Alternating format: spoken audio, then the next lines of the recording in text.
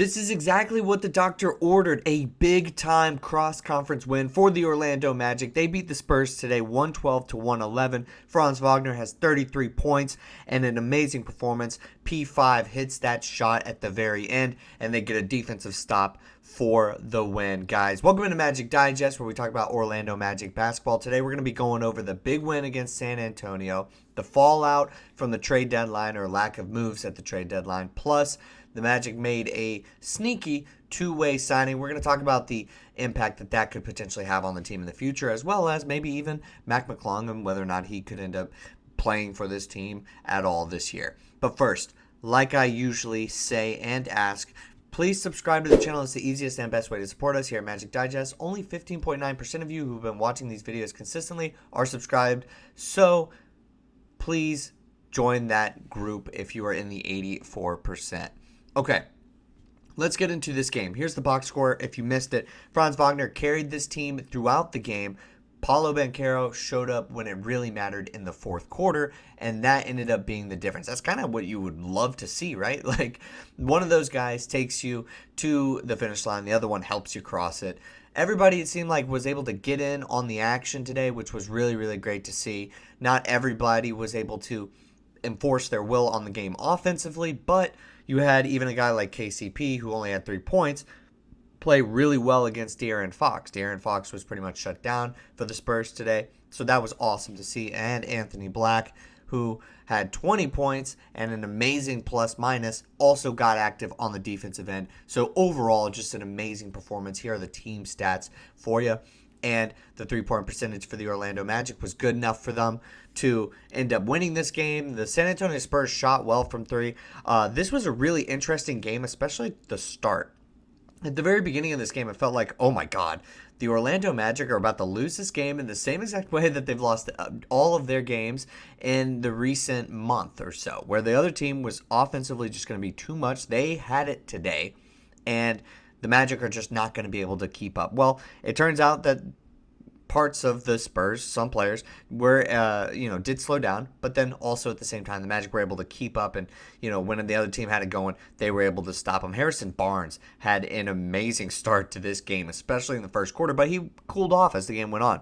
Devin Vassell played really well throughout the game, but it was that stopping Fox, preventing any sort of just catastrophe or some sort of godlike Wemby performance. And this team was able to stay in there and hold on. And there wasn't any sort of crazy stat on either side that was going to put either team out of this. And the Magic hung in there. And with about 8 minutes to go, I believe they were down 7 points and just were able to cut that lead. Perfect timing for it. Such a great team win. I mean, my goodness, just one of those wins where you say this Orlando Magic team could be turning it around. Now, personally, still think that there's really glaring things on offense that needs to be fixed, but I'm not going to be a Debbie Downer after a big win like that, a win that was much needed. And I don't care who says that win wasn't needed. That win was really needed. We're in the play-in right now, and this team is so much better than that. Great team win. All right, let's get into a little bit about what's going on just around the organization right now. I made a video a couple days ago. This was post-trade, and it was talking about getting support for a guy like Franz Wagner, and it was saying, hey, look, we need support for these guys, and there's something going on, and there was no trades were being made. Well, obviously the front office came out and said their piece about it. Jeff Weltman said, we want to go for it. He gets the fan perspective, but we also have to be understanding about when the right time to do that is, when the right deals present themselves, and it just didn't happen to be this deadline. Now, honestly, I get it. From all the comments that I received on the last video, I don't really think that that's incorrect, but I just always say, and maybe I haven't said this in one of the videos, but when you think that you're 1 year ahead, you're immediately putting yourself behind the eight ball, because who knows what the injuries might look like next season, just as they were this year.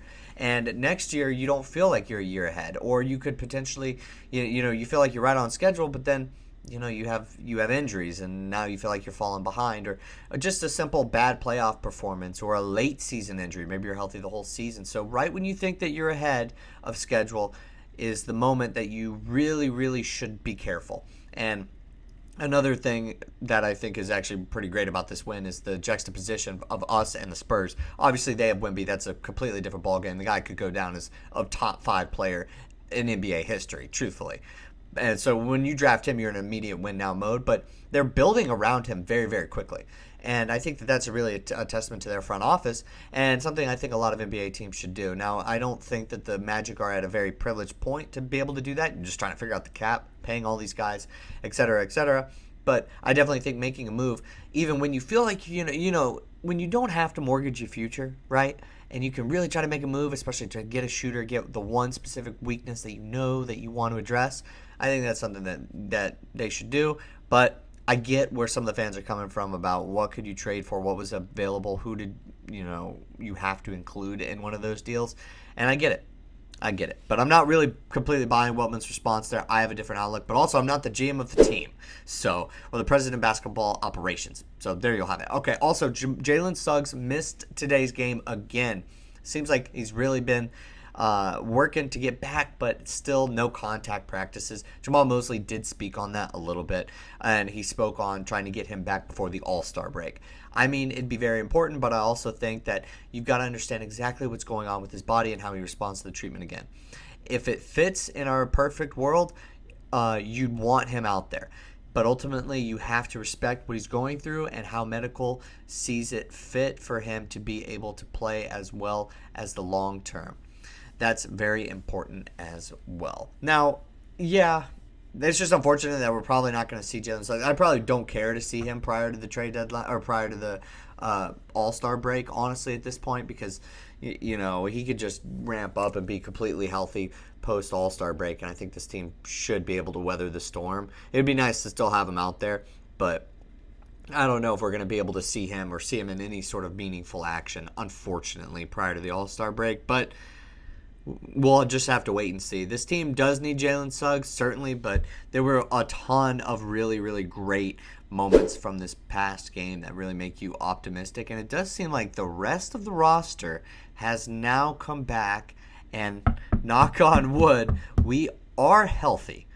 It's really only just Mac McClung who's on the injury report alongside Jalen Suggs. So nobody really else is on the injury report for an injury.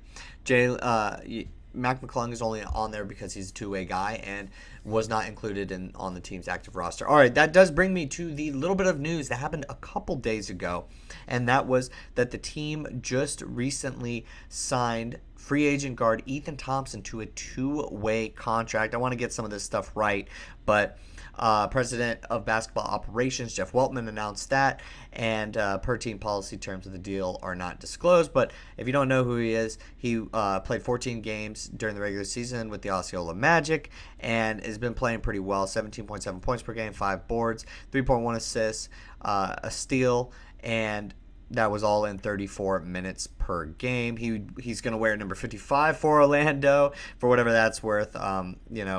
So we'll end up seeing exactly how he gets filtered into this team and what they might be looking for. Maybe they're looking for another two guard. Maybe if maybe for like that KCP depth. I don't know. I like some of the guys that we got, and I would rather give Mac McClung, another two-way guy, the opportunity to get into this rotation first and provide a spark that way.